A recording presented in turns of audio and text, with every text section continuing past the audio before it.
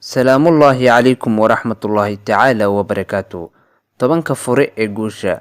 Boggani waxaa alifay Dr. Ibraahim Alfiqi, waxaana turjumay mahada ka gaadhay Ismaaciil Tukaale Cige. Boggani wuxuu ka hadlayaa 10 hab ama 10 wadiiqo ee qof allaale ee isku dayay inuu sidii tahay u fuliyo, hubaaltii ay tahay inuu noloshiisa ka gaarayo guul. Haddaba waxaan jeclaystay inaan idinla wadaago boggaas qodobada 10ka. Qodobka ugu horeeya ama furaha ugu horeeya waa dhaqaajiye ama motivation. Haddaba waa maxay dhaqaajiye ama motivation? رسول نبي كريم الطباع وأصحابه حوله كالدرر تنام المعالي على طرفه وتصحو على صوته في السحر. Kelmadda asalkeedu waa kelmad Laatiini ah matera oo macnaheedu yahay dhaqaaq. Qaamuuska Websterka haddii aad ka badhana waxa uu ku fasirayaa waa shayga ruuxa ku qaada ama ku kiciya inuu wax qabto. Kelmadda motivation waxa aan arkaynaa inay ka kooban tahay 2 kelmadood. Tan hore waa motive plus action, taas oo ah shaqo ka dhalato dhaqaaq. Haddaba maxaa dhaqaajiyaha dhaliya? Iyo ogolow inaan kaaga qisoodo ama aan kaaga sheekeeyo wiil yar oo u tagay mid ka mid ah raggii ugu xigmadda badnaa xilligaas.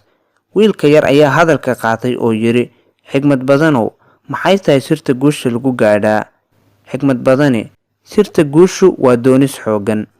Wiilkii yara ayaa mar kale hadalka qaatay, oo halkee ka timaadaa doonista adag ama ay ka dhalataa?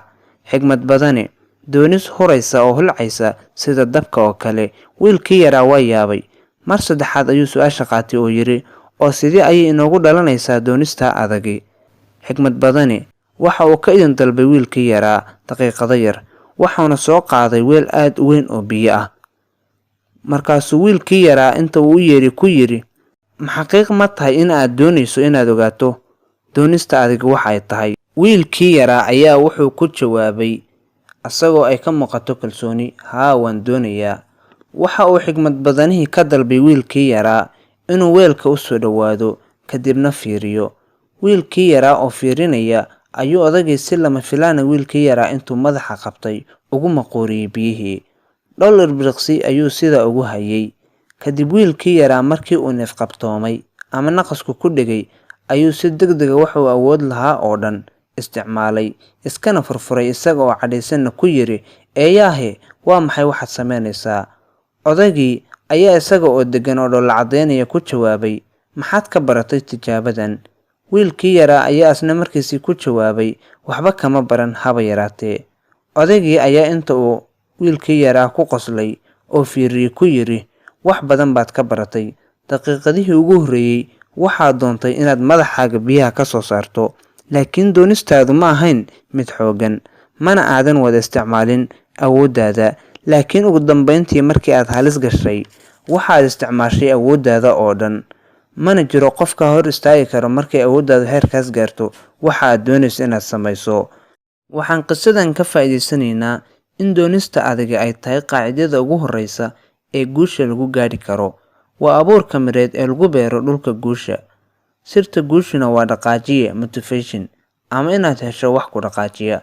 Haddaba waxaa jiro 3 nooc ama 3 hab oo loo kala qaado dhaqaajiye. Midka koowaad waa dhaqaajiye nololeed.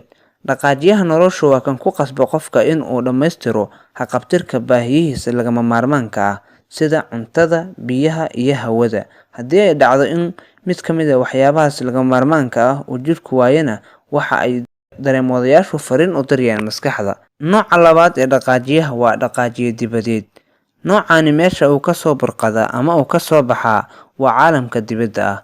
Nooca saddexaad ee dhaqaajiyaha waa dhaqaajiye gudeed. Noocani waa kan ugu awoodda badan, uguna waarida badan, maxaa yeelay kan wuxuu ka soo fulayaa ama uu ka soo baxayaa naftaada gudaheeda, taasoo kuu horseedayso inaad xaqiijiso natiijooyin aad iyo aad u waaweyn. Qorshe aad ku helayso dhaqaajiye nafeed xoogan waa sidan ee raac. Iibso buug yar oo xasuus qor ah.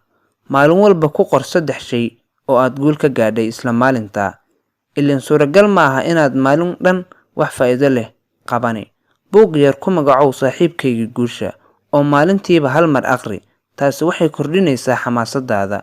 Qodobkan waa muhiim. Markasta oo aad camal fiican aad qabato oo faa'iido kuu soo hoynaya, naftaada abaalmari adiga oo u iibinayo shay fiican. Qodobka saddexaad, usbuucii hal mar isku day in aad samayso arrin naftaada u qaas ah. Tusaale ahaan, adiga oo dalxiis u tagayo meelaha wanaagsan, naftaada ku tababar saddexdan arrimood oo kor ku xusan. Isku dayna inaad mar walba samayso shaqo guul kuu soo hoynayso. رسول أبي كريم الطباع وأصحابه